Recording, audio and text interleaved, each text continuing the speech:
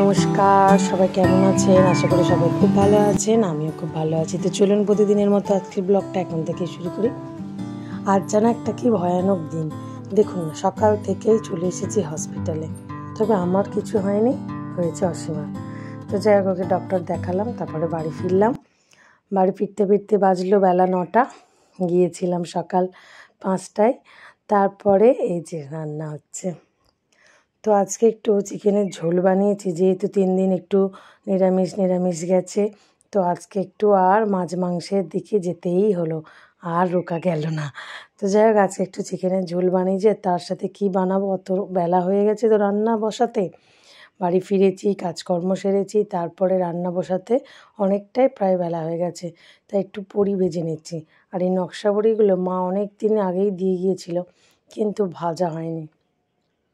ঠিক কী দিয়ে খাবো, ডাল ফাল হচ্ছে না বাড়িতে তেমন একটা। তো সেই হিসাবে খাওয়াই হচ্ছে না নকশা বড়িগুলোকে। আর এটা তো ডাল দিয়ে তা মুচমুচে করে ভেজে আর ভাতে খুব দারুণ লাগে।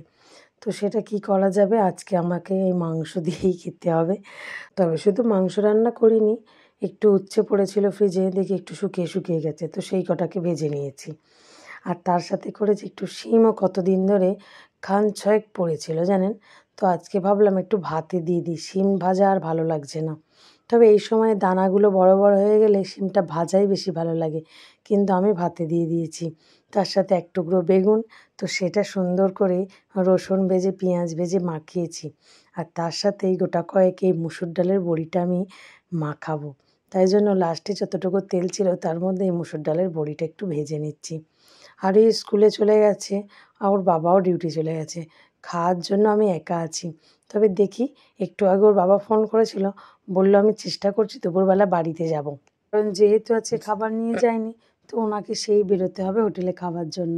তো সেই জন্য বললো তাহলে ওইটুকু সময় বাড়িতে চলে যাব, গিয়ে খেয়ে আসবো। আমিও বললাম ভালোই হবে, সেই একা আমাকে খেতে হতো, গরম গরম খাবার দুজনে মিলে খেয়ে নেব। চলুন। আর এও এসে খেয়ে নেবে। তবে ও খুব তাড়াতাড়ি আছে চলে আসবে, কারণ উচ্চ মাধ্যমিক পরীক্ষার জন্য ওর স্কুলও ছুটি পড়ে যাবে, মেসেজ দিয়েছে। তো যাই হোক, চলুন আমরা খেতে বসি। এখন বাজে প্রায় 1:30টার মতো। এই যে চিকেনের ঝোল বানিয়েছি, তবে আজকে একটু জিরে বাটা দিয়েছি জানেন ঝোলের মধ্যে। তবে দেখি কেমন টেস্ট লাগে।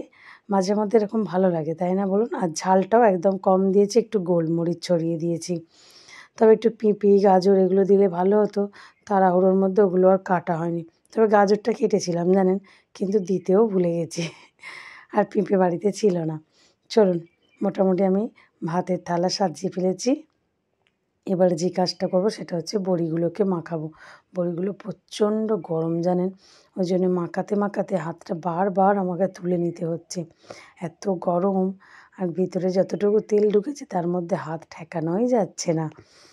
এই বড়ি ভাজাটা খেতে দারুণ লাগে। আবার এটা মুসুর ডালের বড়ি, তো বেশ মুচমুচে জানেন। খেয়ে দেখবেন একবার মুসুর ডালের বড়ি, খুব সুন্দর। আমার তো হেভি লাগে খেতে। তবে হয়তো নিরামিষের দিনে অনেকে খায় না, কিন্তু যেদিনকে আঁশ টাশ আছে সেদিনকে খেতে পারেন।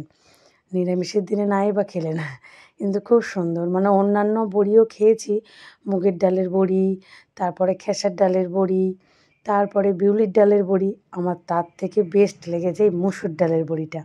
এত হালকা হয় না বড়িটা, এমনিই ভেঙে যায়, খুব সুন্দর। তো চলুন এইটা একটু এই ভাতে মাখাবো।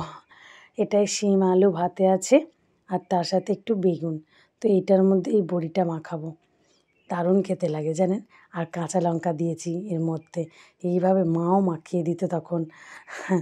তো আমি এটা মায়ের দেখে শিখেছি, যে শিম ভাতের মধ্যে এরকম বড়ি ভাজা মাখালে দারুণ টেস্ট হয়। তবে মা তখন ওই বিউলির ডাল বা খেসার ডালের বড়ি মাখাতো, মুসুর ডালের মাখাতো না। কিন্তু আমার কিন্তু মুসুর ডালটা বেশি ভালো লাগে বলে আমি এই মুসুর ডালের বড়ি দিয়ে শিম ভাতেটা মাখাই। তো ফ্রেন্ডস, চলুন মোটামুটি সব কমপ্লিট। আর এর জন্য একটু রেখে দিই, আরও যদি বড়ি ভাজা খেতে চাই তো বিকালে একটা ওকে ভেজে দেবো। তবে মনে হয় না যে আমি পারবো বলে, কারণ আমাকে একটু পরেই বেরিয়ে যেতে হবে। যাই হোক, অন্যদিন ওকে ভেজে দেবো, আরও কয়েকটা আছে। চলুন তাড়াতাড়ি খেয়ে নিয়ে আমাকে আবার হসপিটালের উদ্দেশ্যে বেরোতে হবে। আবার আজকে যাব একটু শাশুমাকে দেখতে। তো চলুন, আজকে এই টেবিলে খাবার দাবার বাড়লাম ঠিকই, আরুর বাবা বলছে না এখানে খাবো না, চলো ঘরে চলো। কয়েক মিনিট খাবো তো একটু খবরটা দেখতে খায়। তো কী করা যাবে, আবার সব পাত্তারি গুটিয়ে নিয়ে ঘরে যেতে হলো। তো ঘরে বসে বসেই খাওয়া হবে যখন, তো ঘরের মেঝেই দুজনের আসন বিছিয়ে আর বসে পড়েছি খাবার খেতে। আমাকে সব দিয়ে সকাল থেকেই দিনটা যেন কেমনভাবে শুরু হলো। তার মধ্যে এই মাঝখানের কিছুটা সময় বেশ ভালো লাগছে, এর পরেটা আবার কী হবে জানি না।